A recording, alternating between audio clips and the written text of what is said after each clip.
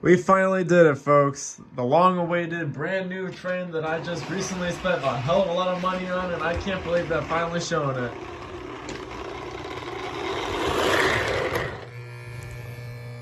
Hell yeah. Okay, well, let's pump the brakes a little bit. We may have gone a little bit too crazy with the intro, but we definitely got a brand new train here, at least a semi-brand new train here, that I feel, with 4 months of hard work and not knowing what the hell paint does, we have finally come to the culmination of my channel.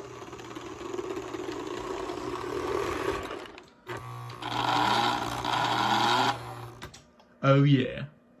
You see that right? We have finally did a major paint customization of an engine of mine. Hooray! I guess for some people.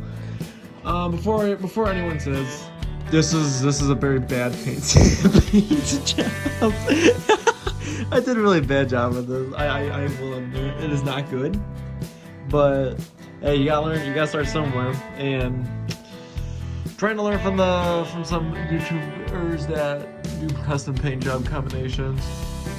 Mainly, I believe it's Mike from Toy Train Tips and Tricks. I believe that's his name. Yeah, I might be wrong about that, but yeah. So this is my first custom paint job. We have done at least I have done a combination of sort of a Conrail paint scheme that I was inspired by. Obviously, Conrail never had any blue painted Hudsons before, but I thought might as well add that touch of coolness to it to make it look better. I tried my best with the coloring here. I'm not 100% done yet, but I'd be like, might as well show off a video that I got for today while Mr. Pope is being inaugurated. So this is not really inspired by anything, but I legit just cooked this up in 3 hours and just had to wait for the paint to dry properly. So this is where we're at. We got a white boiler, at least a white boiler front that I did detach before I started painting, so that I could be able to make it look a little bit better. Well, I think I got stuck to the paint. Okay, well, that's a bit different opportunity for a later time, because that's actually stuck. Alright. Oh god, okay. So yeah, I did originally take this off before. It is in there pretty good. It is stuck. Damn, not good. But we're not gonna worry about that, we're gonna keep moving on. And I didn't really know what to do for color to run for the lining above the eccentric crank here that goes to the rod that connects to the middle driving wheel. I didn't know what this was going to be. I thought it was just going to be blue, but I screwed up. I put some white spray paint over it, but used the paintbrush to put it on. So it just looks really bad. It is all the same white all around, even though it looks really bad in certain places, but I'm trying the best I can here. I'm not really good at painting at all, but I tried. And also, real quick on the boiler, I did put like a bit of a primer on it, or a shine coat, so that I guess it'll look a little bit better. I did do a different kind of white for the wheels here. I actually painted them. I say paint very lightly because it was all on there and it started to flake off. It looks okay. I want to try to clean it up a little bit so then it wouldn't be coming off on like the wheel here. Because I just wanted to have it on the actual picture of the wheel, not having not getting touched the flanged parts. But yeah, nothing. I didn't change the color of the cranks, or the eccentric rod, or the rod here in general, because I thought that was fine. I mean, I gotta think, because this side is the eccentric crank. This one does not, because it broke. Yeah, this was all on me. I was doing mid-service, first real servicing on this engine. And I put on the shell, no, I unscrewed the rod here just to clean all the parts and oil them. I put the crank on wrong, or at least in a bad position. It was like up here where it really shouldn't be. Like the entire rod, if you could imagine it was not looking right. It was in that pathway. I didn't realize it till then, so when I did a test run of it, legit the rivet that was holding on this end here, it completely snapped off and the rod went at least 2 or 3 feet flying in the air. So yeah, pressure's not really good. So I'm not really doing anything with the painting on the rods because I need to get a new rivet for the other side so then I can put on a new crank, and also just get a new screw hole holder there as well because I didn't want like it was still stuck inside the crank there. I couldn't put on a new rivet at the time, so all I had was pair of pliers and cut it off. So yeah, it was really bad. And then we come to the tender, which I think is actually pretty cool. I want to do maybe like the iconic Conrail scheme here. It's just no joke. The whole tender is a very basic style of blue. It's really nice. It gives off. I think I wanted to do something a bit more easier so that I wouldn't have to have crazy lines all over if I wanted to have a blue paint scheme or something. So I was trying to get more along the lines of having what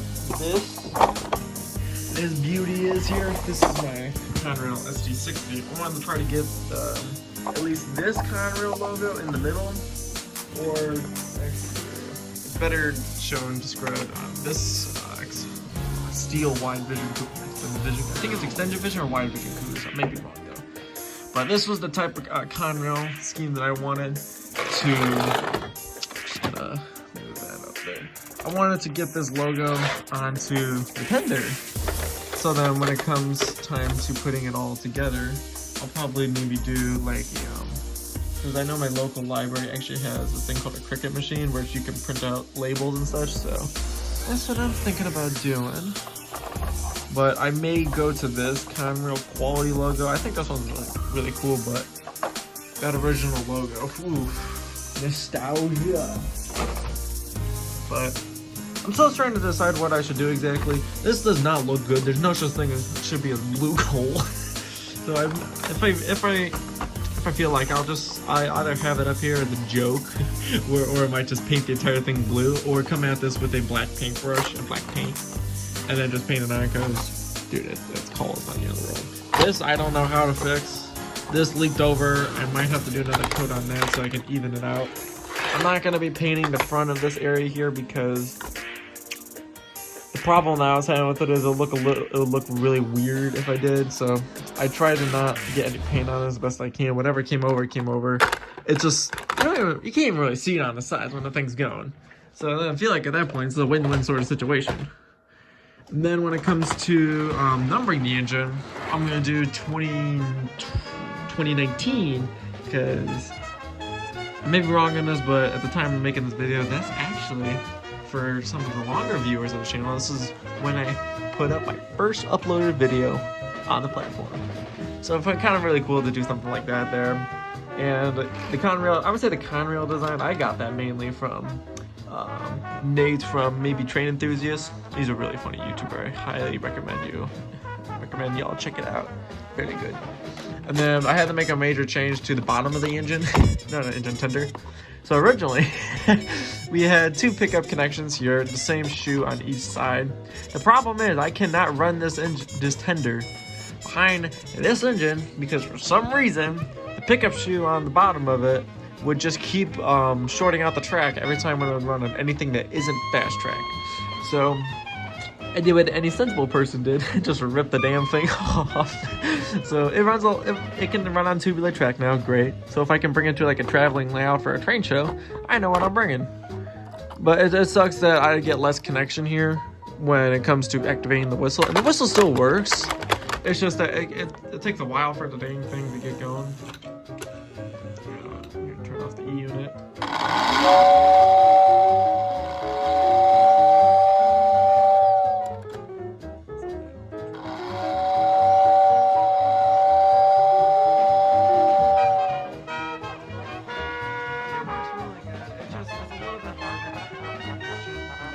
With the track to the center pickup roller when I want to get a whistle going if I'm going at a pretty high speed. I'm not 100% sure why it does it, but still, it's really nice. I didn't really have a full video planned for today. I just thought it would be really cool to show off my new work of art. I was gonna, once thought about teasing it in the short, but I wanted to leave viewers of y'all questioning, like, what are we doing? What's let's get a video like that. But yeah, nothing really too major. I just wanted to share this because I thought it was hella cool looking, even though it's pretty ugly. When it comes to the engine, I will probably wipe the slate clean, take all the paint off, and redo it. Except the boiler front, because I will keep that white. And I may do the cab, front of the cab as well, to spice things up a bit, to make it a little bit more challenging. But I'll see what I'll come up with. But in the meantime, thank y'all so much for watching. Like, comment, subscribe. Y'all know the deal by now. I'll try to do another video, or I'll do a part 2 soon of the Lionel Traintown Deluxe video, because right now in the algorithm, that's doing pretty good. Pretty excited about that. I'll probably start recording it maybe today or tomorrow, depending on how my schedule is, because, working is hard, especially a 9 to 5. So it's going to be interesting how this one goes out, but we'll try to quickly get that video going. It's definitely going to be better than the first one. I'll tell you that right now, editing wise. But yeah, thank you all so much for watching. This is the Northwestern Central Railroad signing off. Have a very nice day.